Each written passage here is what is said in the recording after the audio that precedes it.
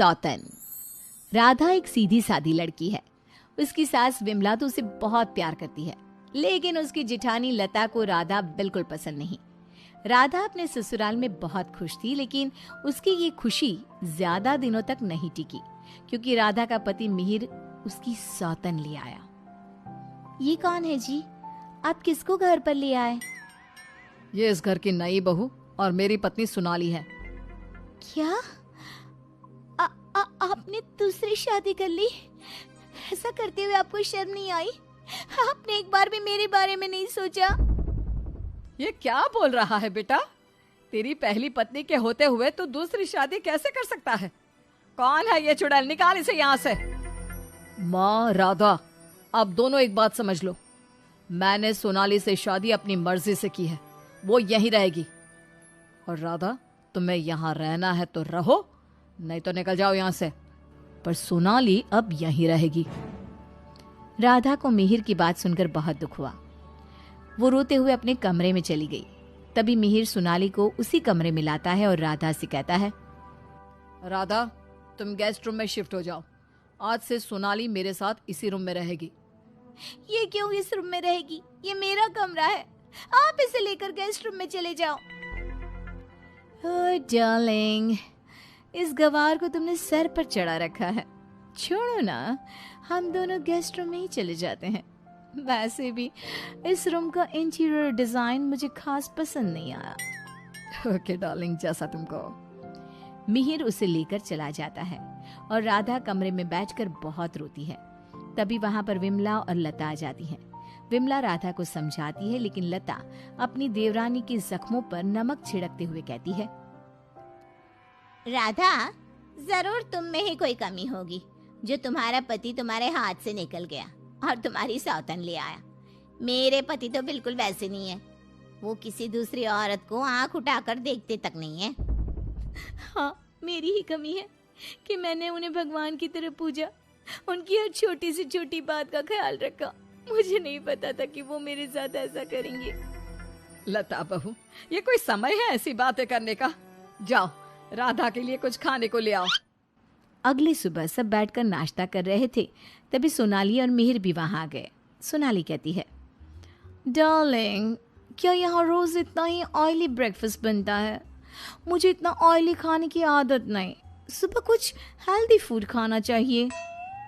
आज तुम ये खा लो डार्लिंग, कल से तुम जो कहोगी इस घर में वही बनेगा। ओके डार्लिंग, मैं आज तुम्हें अपने हाथों से खाना खिलाऊंगी। सोनाली मिहिर को अपने हाथों से खाना खिलाती है। ये देखकर राधा को बहुत दुख होता है। उसके बाद मिहिर अपने ऑफिस चला जाता है। तब लता सोनाली से कहती है, सोनाली, कैसा लगा तुम्हें अपना ससुराल? अच्छा है, लेकिन यहाँ कोई भी मुझे पसंद नहीं करता। पसंद तो मुझे भी कोई नहीं करता। सब उस राधा के आगे पीछे ही घूमते हैं। चलो छोड़ो इन बातों को, आओ मैं तुम्हें घर दिखाती हूँ। लता सोनाली से बहुत बातें करती है। जब मिहिर घर पर नहीं होता तो दोनों आपस में घंटों बातें करती। लता और सोनाली की नजदीकियां देखकर विमला सोचती है, ये लता बहू हमेशा सोनाली से गुड़ पर चींटी की तरह क्यों चिपकी रहती है? राधा से तो कभी इसने ढंग से बात भी नहीं की। राधा भी तो इसकी देवरानी है और ये देवरानी से बोलती तक नहीं, लेकिन देवरानी की सौतन से चिपकी रहती है। विमला ये सब सोच ही रही होती है कि तभी वहां राधा आकर पूछती है, माँ जी, आज रात के खाने में क्या बनाऊं? अरे राधा, मुझसे क्या पूछ रही है? अपने पति से पूछ। मिहिर जी। राधा कुछ बोल पाती इससे पहले ही मिहिर बोल पड़ता है, माँ, मैं और सोनाली आज शाम मूवी देखने जाएंगे और डिनर भी बाहर करेंगे, तो आप हमारे लिए कुछ मत बनाना। ये बोलकर मिहिर वहां से चला जाता है। राधा रोते हुए अपनी सास से कहती है, देखा माँ जी आपने, आप ये मुझसे बात करना भी पसंद नहीं करते। ये मेरे साथ ऐसा बर्ताव करते हैं जैसे मैं इस घर में रहती ही नहीं हूँ। अरे ना ना बेटा, रो मत तू। उस सोनाली का जादू इसके सर से उतरेगा ना तो ये फिर से तुम्हारे पास ही आएगा। शाम को मिहिर सोनाली को आवाज देता है, सोनाली, सोनाली जल्दी बाहर आओ। इतनी देर करोगी तो मूवी शुरू भी हो जाएगी। ओह डार्लिंग, तुम तो तैयार भी नहीं होने देते। देखो कैसी लग रही हूँ मैं? हमेशा की तरह बहुत खूबसूरत। अब चलो जल्दी करो, बहुत देर हो रही है। मिहिर सोनाली के साथ चला जाता है। ये सब देखकर राधा बहुत रोती है। इसी तरह एक दिन सभी बैठकर खाना खा रहे होते हैं कि तभी मिहिर सोनाली से कहता है, सोनाली, कल मैं ऑफिस नहीं जाऊंगा, कल हम शॉपिंग पर जाएंगे। ठीक है डार्लिंग। बेटा, राधा को भी शॉपिंग पर ले जा, उसके सारे कपड़े पुराने हो गए हैं और वो दिन भर घर के कामों में लगी रहती है, कहीं बाहर ही नहीं जाती। बाहर जाएगी तो उसका मन भी बहल जाएगा। क्या कह रही हो माँ? मैं राधा को लेकर बाहर जाऊंगा? कभी नहीं। सॉरी माँ, लेकिन मेरे पास टाइम नहीं है। मैं आपको रुपया दे दूंगा, आप चली जाना उसे लेकर। बेटा, तू तो राधा को बिल्कुल भूल गया है, मगर ये याद रख, वो आज भी तेरी पत्नी है और इसी घर में रहती है। हाँ तो वो क्यों रह रही है इस घर में? चली क्यों नहीं जाती?